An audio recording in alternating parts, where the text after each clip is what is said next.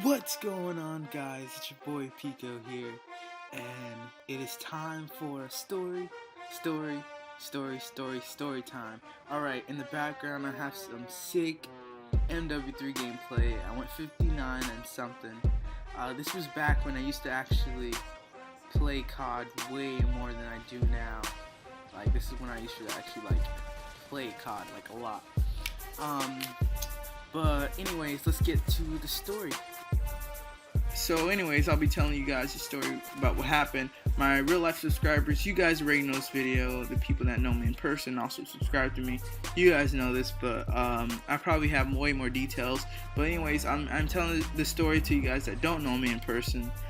So anyways, this was a couple years back when I was in 8th grade. If you guys don't know, I am a sophomore in high school right now.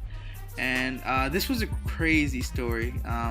The reason why it was just unexpected was because this was a school where not much things really happened. Nothing really that crazy ever went down. The craziest thing that ever went down was a fight, which is the same thing in every different other school. But so basically one day, this was around the third or fourth quarter. I'd say it was around the fourth quarter after we finished taking our tests. And so basically, I was going to school, got off the bus, and I went to go chill with my friends, as I always do every morning. And after the first bell rings, I'm heading over to PE class. And my PE class is the locker room for the PE class is in the bus loop area. So I was going to the locker room for PE, and I had my headphones on. But as I was walking there, the bus loop is right behind me, and where it happened was literally 20 feet behind me. But anyways, I was walking to class and I had my headphones on, so I was not paying attention to anyone, but I felt something in the air. When there's a fight that's about to start, you kind of feel it. You feel something that's in the air. No matter what, it's like an instinct. You automatically feel that there's something going on. But I ignored it. I just kept on walking. I went to the locker room. There was a few people already there, but not that much people. And then as soon as they got back, a lot of people were just talking about stuff.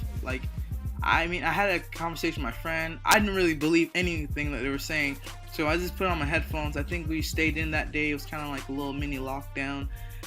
We stayed in the locker room that day. I had my headphones on. I was playing some apps on my phone while jamming to some music.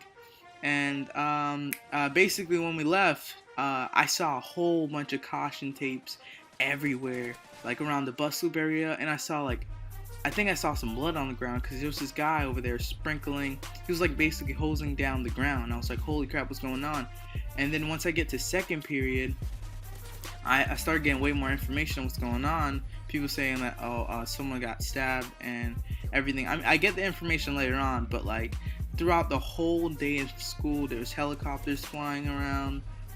So the teachers are trying to shush us down. They're like, "Hey, everyone, be quiet, be quiet." It's how do you expect us to be quiet when there is helicopters hovering around the school looking for the kid that stabbed the other dude?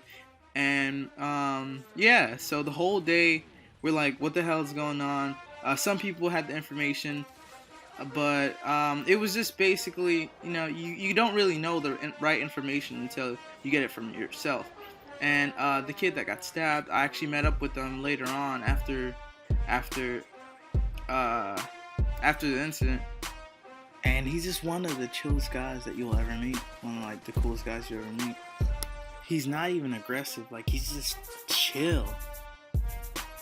But when I got home, there was news reporters the next day, the same day, all around the school, and I actually watched a report online, and it quotes, guys, before I even say what the news said, you don't want to always trust the news. I'm gonna tell you guys this straight up. The news isn't always 100% accurate. Reason being is that they like to they just like to take the information and just throw it out. They want to get the news out fast. They want to get everything out quick. They don't really understand what's going on half of the time. You don't want to always trust the news. So basically what the news said is bully gets what he deserves, right? Bruh. When the kid, I knew the kid and he was not bullying him.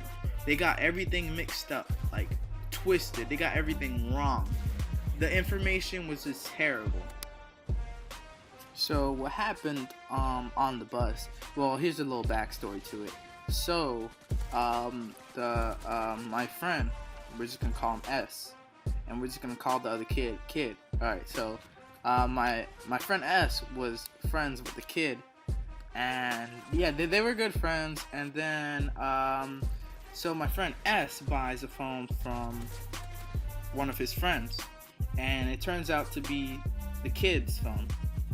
And the kid asked for his phone back while they were on the bus, and he was like, "No, I bought it. I'm not gonna give it back to you because I bought it with my own money," right? So they're just arguing back and forth. He's like, "No, I bought this with my own money. You're not gonna get it back, all right? I paid for it." So this is arguing back and forth, and as soon as they get off the bus, kid gets even like angrier, and everyone's like, "Yo, he paid for it. It's his," you know. So as soon as they get off the bus, kid gets like angry. He gets hyped. He gets in S's face, and S is like, "Yo, get out of my face," right? So S gives him a shove, and the kid gets in his face again. So so S just hits him real quick, you know, one quick jab just to get him, like, you know, get out my face. And kid reaches in his bag, right? And I think he reached in the bag before he got punched. All right. So, but anyways, he reaches in his bag. All right. He has one hand on like the handle of the bag and the other hand inside. He's like, "You're not giving my phone. You're not giving my phone." And then he freaking charges up on S and freaking just like stabs him. And he used scissors. So he basically takes out the scissors, freaking stabs him in the chest like 7, 8, 10 times. He's just stabbing him. And as soon as he does it, he bolts. He just runs. And everybody that was around the area, everyone was stunned. Like, everyone was stunned. Like, what the hell just happened? Everyone was just shocked. Everyone was stunned. So, like, yeah, but bottom line, it's just sad to see something like that happen in school, and know that it's very possible to happen to anyone. You know, anyone can get hurt in school, and having a person with that type of mentality, anything is possible. But my friend, he's alright. S is okay. The injuries were minor because, you know, it was safety scissors. You know, he still went to the hospital.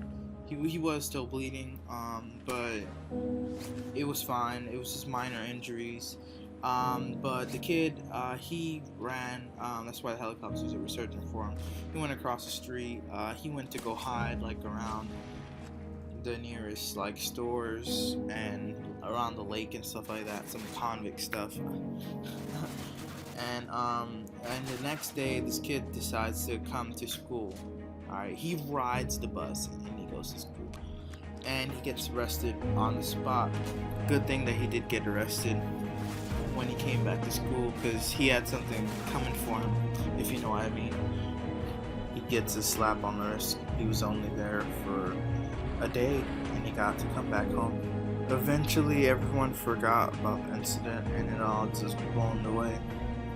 But bottom line, guys, don't start any unnecessary drama. Don't get into unnecessary fights. And if you do end up fighting, keep it clean. No stabbing, scissors, just keep it clean. No shovels. If you guys didn't enjoy this video, make sure you drop a huge like button. This is my first ever story time. I don't know how it went. Also comment, let me know how I did on my very first story time, and if it goes good, I'll decide to make another one. And yeah, thank you guys so much for watching. This has been your boy Pico, and I'm out.